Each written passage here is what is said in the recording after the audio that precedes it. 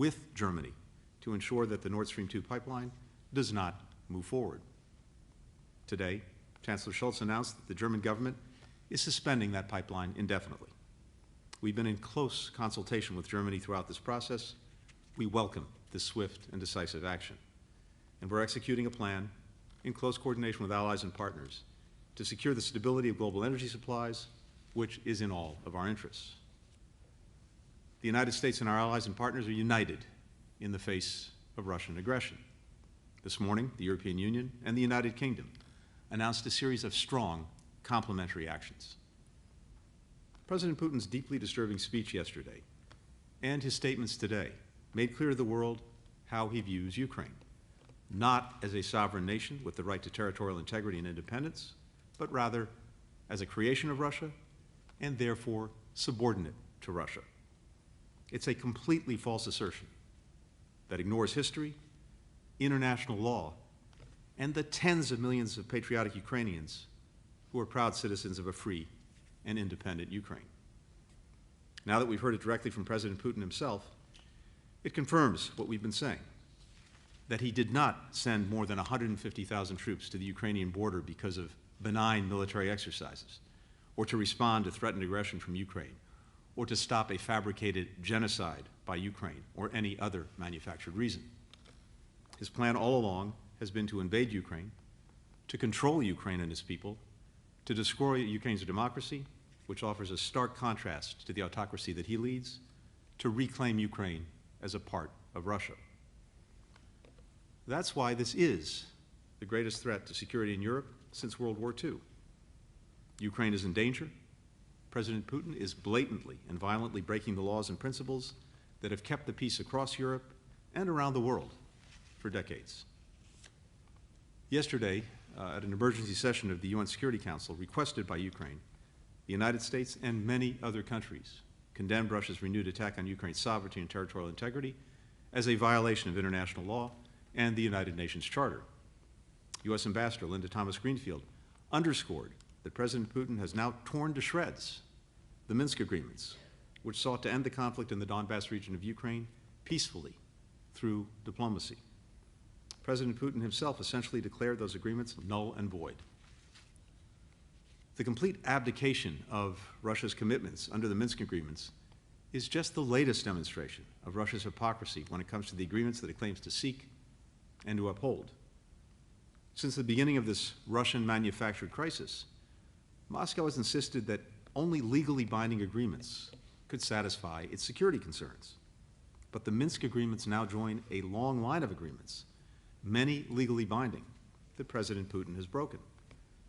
These include the Helsinki Final Act, in which all OSCE countries, including Russia, pledged to respect national sovereignty and territorial integrity and refrain from the threat of the use of force. The Charter of Paris, which further established countries' responsibilities to honor those pledges. The Conventional Armed Forces in Europe Treaty, which limits the deployment of military equipment in Europe. The Vienna document, in which all OSCE countries, including Russia, agreed to confidence and security building measures to increase transparency and predictability about their military activities. And of course, the Budapest Memorandum, in which Russia promised to respect Ukraine's independence and sovereignty in its 1994 borders and refrain from using force against Ukraine.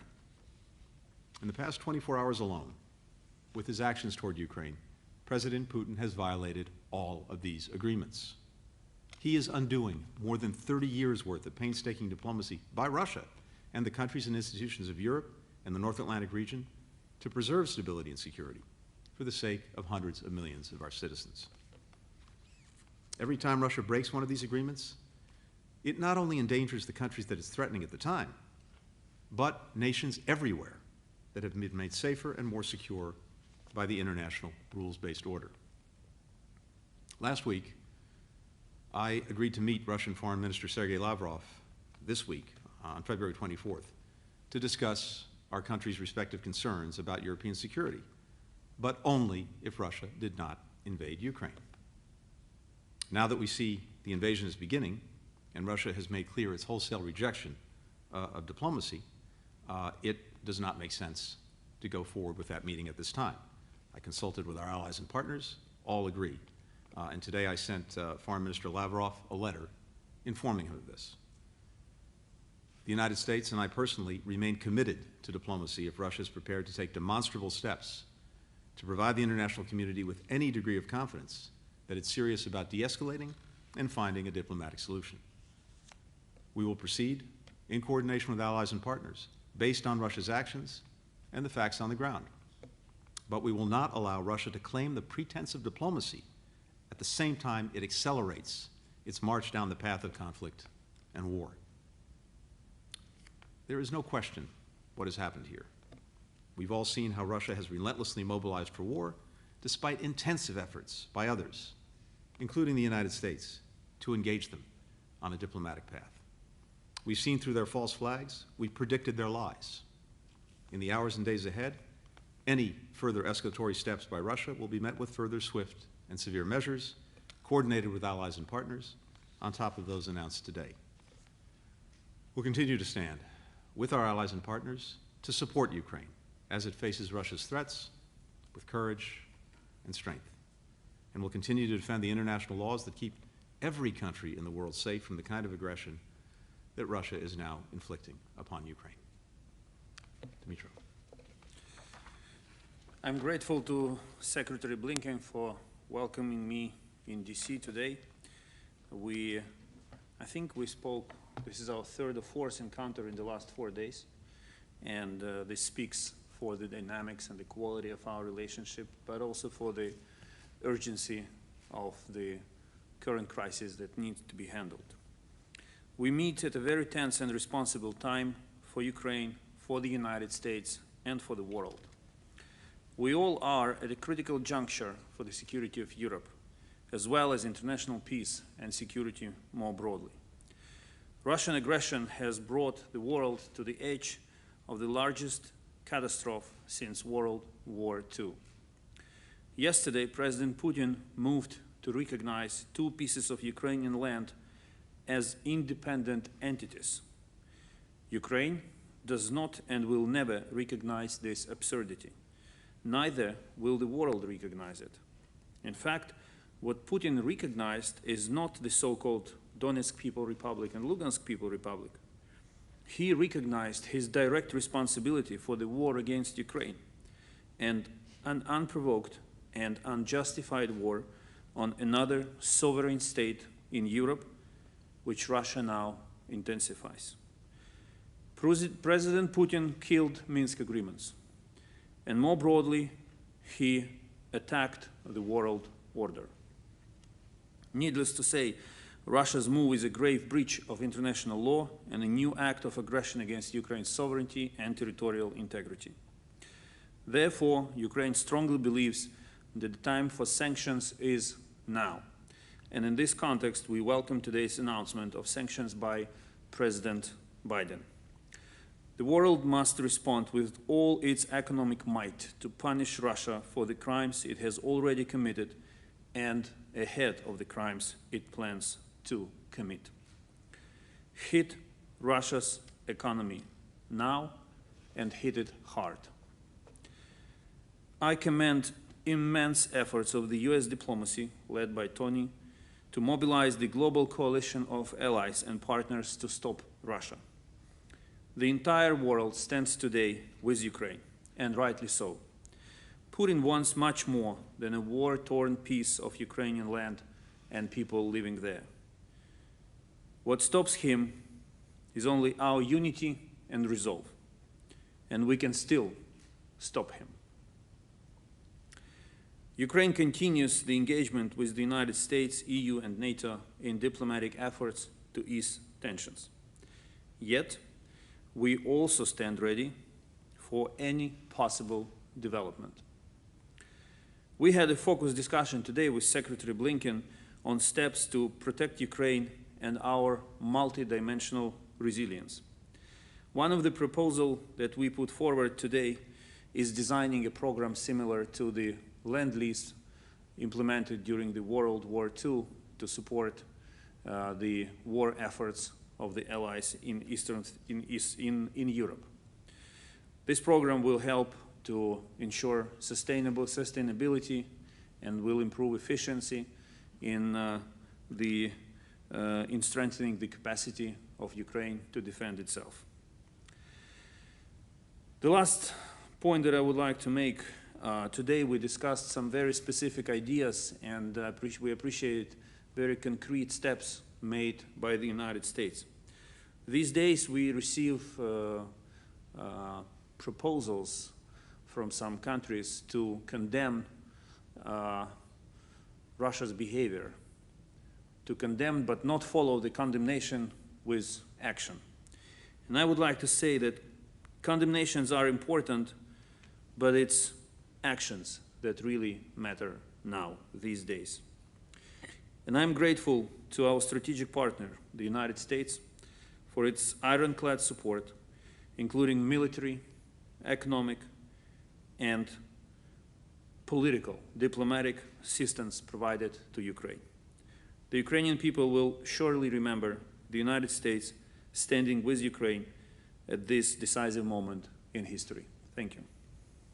We'll now turn to questions, and we'll take two from each delegation. We'll start with Vivian Salama of the Wall Street Journal. Thank you very much. Mr. Secretary, President Biden said 3 days ago that if Russia invades, they will have chosen war and the door to diplomacy will be closed. Today, however, he seemed to have left the door open for diplomacy despite labeling what Russia has done as an invasion. And so even though you've now canceled your meeting with Minister Lavrov, can you say what the circumstances would entail to justify talks at this point, absent, say, a full withdrawal? Does the actions in Donbass kind of open the door for potential negotiations? And on that point, if you would both indulge me with two questions. President Putin today also said that the crisis could be resolved if Kiev promised to abandon future efforts to join NATO. And so that's been a non-starter for the West. So what needs to happen then for any of these talks to actually be entertained? Minister Kuleba, good to see you again. Quick questions for you. Does the Ukrainian government have any plans to evacuate Mariupol or Kharkiv in the coming days, just given the events that we've seen in Donbass? And secondly, the United States has informed the United Nations of credible information showing that Moscow has compiled a list of Ukrainians to be killed or sent to camps following a military occupation. Were you informed of this list? Your government, was it informed of this list? And have any actions been taken to respond to it? Thank you. Thank you. I'm happy to start. First, the further renewed Russian invasion of Ukraine that has now begun means clearly that the idea of having a meeting this week with Foreign Minister Lavrov to pursue diplomacy now rejected by Russia, does not make sense. But having said that, to the extent there is anything that we can do to avert an even worse case scenario, an all-out assault on all of Ukraine, including its capital, that would inflict horrific costs on the Ukrainian people, we will always pursue that. So we, our partners, remain open to diplomacy, but Moscow needs to demonstrate that it's serious. The last 24 hours, it's demonstrated just the opposite. It hasn't been serious to date, including with regard to the meeting that was planned for Thursday. We made clear that in the context of a Russian invasion, we would not go forward with that meeting. If Moscow's approach changes, I remain very much prepared to engage. With regard to President Putin's statement about NATO and the open door, it's very clear what we've seen in the last 24 hours that this has never been about Ukraine and NATO, per se. What President Putin has made clear is that this is about the total subjugation of Ukraine to Russia. It's about reconstituting the Russian Empire, or short of that, a sphere of influence, or short of that, the total neutrality of countries surrounding Russia. And so the issue of Ukraine and NATO has really been an argument, an excuse to mask the fact that what this is about is President Putin's view that Ukraine is not a sovereign country, that it does not have an existence or independence, not associated in some fashion with Russia, a proposition that we not only firmly reject, but so does virtually every Ukrainian. I can only reiterate what the Secretary just said on NATO. NATO is a choice of the people of Ukraine. No one but Ukraine and NATO will decide on the future of our relationship. And it has never been about NATO for Putin. Putin is just an excuse. Even if we do nothing, President Putin will find a reason to accuse us of doing something. Regarding our plans to evacuate Mariupol or Kharkiv, no, we do not have such plans. We have two plans. Plan A is to utilize every tool of diplomacy to deter Russia and prevent further escalation. And if that fails, Plan B is to fight for every inch of our land and every city and every village.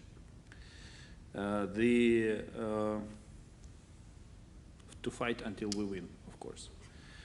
And about the list of extermination, no, we haven't received it officially. But I wouldn't exclude that such a list can exist. We'll turn to Olga Koshelenko from 1+1 Media. Good afternoon, Mr. Secretary of State. From your perspective, is Budapest Memorandum rather alive or dead? And do the United States recognize any legal obligations under it? And quick follow-up to Mr. Kuleba, what actions do you expect from partners to be taken under Budapest? Thank you. Well, in effect, Russia began to tear up the Budapest Memorandum in 2014 when it seized Crimea and went into the Donbass, leading, backing, financing, supporting the separatists and waging war in the Donbass. I think what we've seen in the last 24 hours is the further repudiation of Budapest by Russia. For our part, we have worked very hard over many years, and especially over the last year, to do everything we can to support Ukraine, to support its territorial integrity, its sovereignty, its independence, through security assistance, in the last year alone more than in any previous year, humanitarian assistance, financial assistance. Just about 10 days ago, we provided an additional loan guarantee of $1 billion to Ukraine. And of course, leading the effort internationally to build support for Ukraine in this hour of need. So we stand very much behind that support expressed in the Budapest Memorandum, and doing everything that we can to uphold Ukraine's independence, its security, its well-being.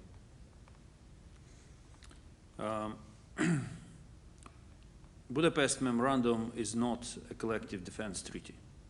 So the truth is that no one promised us that they would fight for us if we are attacked. This is not the subject matter of the Budapest Memorandum. But this document was concluded on the premise that, first, countries who provided security assurances to Ukraine will themselves not use force against us. And second, if that happens, they will do their utmost to stop it. So this is exactly should be the subject of the consultations that Ukraine has initiated recently. Countries who belong to this legal and political field space created by the Budapest Memorandum have to come together and reach an agreement on which specific action can they take to protect Ukraine.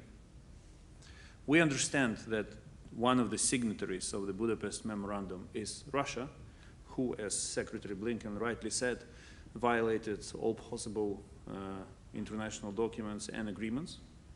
But this does not waive other countries of their responsibilities to do their best in order to help Ukraine. Ukraine is a country that exists in a security vacuum. This is truth. Our security guarantees are Ukrainian army and Ukrainian diplomacy. But we realize that. But we do believe that the decisions taken in 1994, when the memorandum was, Budapest memorandum was concluded, they should be respected because we sacrificed a lot to make a long story short, we did a lot to strengthen global security by abandoning our nuclear arsenal. That was a huge contribution. And we expect, on the principle of reciprocity, an equally huge contribution to ensuring Ukraine's security. Ben Hall, Fox News. Thank you. Thank you very much both for this today. Foreign Minister, there is a suggestion that what we've seen so far is a minor invasion, that there's more to come, and so it only warrants sort of lesser US sanctions. I wonder if that is your read as well. And also, you and President Zelensky called for tough sanctions to be placed on Russia before the invasion. You said this would happen. If not, it has happened. Are you happy with that in mind, with the way the US has handled this? What more would you like to see from the US and from the international community to try and deter more aggression? And Secretary Blinken, thank you. Given that Russia has invaded Ukraine, regardless of all the threats of harsh sanctions, the attempts at diplomacy, what makes you think that continuing down the same path is going to deter them any further? Do you think it's time to change tact? Do you think diplomacy has failed? And secondly, have you underestimated Putin? First, there is no such thing as minor, middle, or major invasion. Invasion is an invasion. Second, as I said earlier, we do appreciate the sanctions which were announced today. They target Russia. They're very specific. They are painful. I can say frankly that yesterday, when we learned about the first executive order to impose sanctions on related to economic activities in the Donetsk, with Donetsk and Lugansk, we were puzzled because we saw how the side that thought recognition from Russia is being punished, but we didn't see how Russia, who granted its recognition, is punished. But we saw it today. And this strategy of imposing sanctions by waves, if I may put it this way, is something that can work if it continues in a sustainable way. President Putin should not have a single minute when he starts to think that this is the threshold, this is the ceiling, the pressure reached its ceiling, and he will not be punished anymore. This pressure should continue to be stepped up, and if that involves regular issuance of executive orders on new sanctions, we will be more than happy to see that. I will repeat again. We can, despite the horrific address by President Putin, where he basically challenged or rejected, he didn't challenge it, he rejected the very existence of the Ukrainian state, we can still stop him if we act in a very resolved way and keep mounting pressure on him. The question is that he has a certain table on his mind, which I'm not aware of, but I'm sure he has it. And we should also understand that every next decision should be taken in a swift action. And we saw 2 executive orders issued by President Biden within, less than 24 hours. This may be the dynamics that will have to be upheld if Russia continues to escalate. And it was encouraging to hear from Secretary a very simple sentence: if Russia escalates, the United States and partners will escalate sanctions. This is exactly the rule that has to be followed.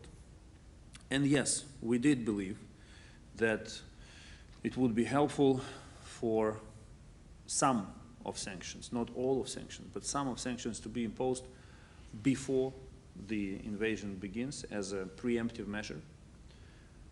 for what Russia had done before. But this question becomes obsolete now, and we have to focus on a different strategy, the one that I just described. Ben, it's hard for me to improve much on my friend Dimitro's answer. I'll just add a couple of things. First, all along we said that we were pursuing two tracks. The track of diplomacy and dialogue to try to persuade Russia not to engage in renewed aggression against Ukraine, and at the same time, a track where we were building up deterrence, building up defense, and building a response that would have massive consequences for Russia. Russia's clearly chosen to reject diplomacy and dialogue and instead to pursue aggression. As a consequence, we have started to pursue the severe consequences that we've made clear would follow from any renewed Russian aggression.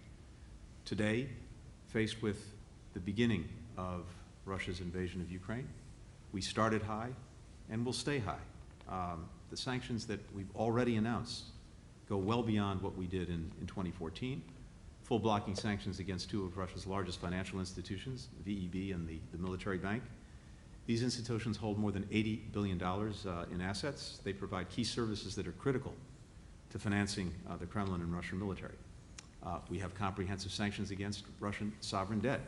What that means is that we're cutting off the Russian government from Western financing. Sanctions on elites and family members, and as promised, as we've said all along, Germany taking action on Nord Stream 2. And to repeat what Dmytro just emphasized, we've also made clear, we're making clear today, that if Russia continues to escalate, so will we. And of course, it's not only the sanctions and other measures of that nature that are being taken. It is, as we've made clear, the reinforcement of NATO and its eastern flank, and continuing to provide and indeed increase the support that we're providing to Ukraine against every dimension, security, diplomatic, political, economic, humanitarian. All of that is in the mix. Ultimately, President Putin makes whatever decisions he makes. We can do everything in our power to try to shape those decisions, but as I've said all along, whatever his decisions, we're prepared either way, and we've demonstrated that again today in full coordination with allies and partners. Have you underestimated him? Oh, I think to the contrary. We've not underestimated him. We've actually laid out for the world his entire playbook, a playbook that he is now following, and is making very clear that, for example, what the President's laid out, what I laid out at the United Nations a week ago, is exactly what's happening. So we've had a very clear-eyed view of President Putin all along. We'll take a final question from Dmytro Anopchenko from InterTV. Mr. Blinken, I'm interested in your opinion about Normandy format. After all what happened in Ukraine last night, may one tell that it will not work anymore and should be replaced like Ukraine proposed? And secondly, I got a question which may sound very naive, but it's a question of my audience in Ukraine, millions of people who are really scared. And if any one of them will be on my place, they will ask you, if Russian troops will move forward, or if they will start intense artillery fire hitting Ukrainian territory, on your understanding, what will happen next, and what will America do? Thank you. With regard to the Normandy format, I think the question is best directed at President Putin. As far as we can see by the actions that he's taken, he's rejected it, and he's torn up, in effect, the Minsk agreements, which the Normandy format was designed to advance.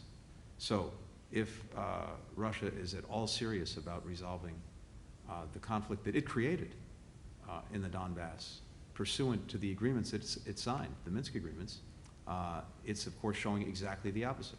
So the question is really for President Putin.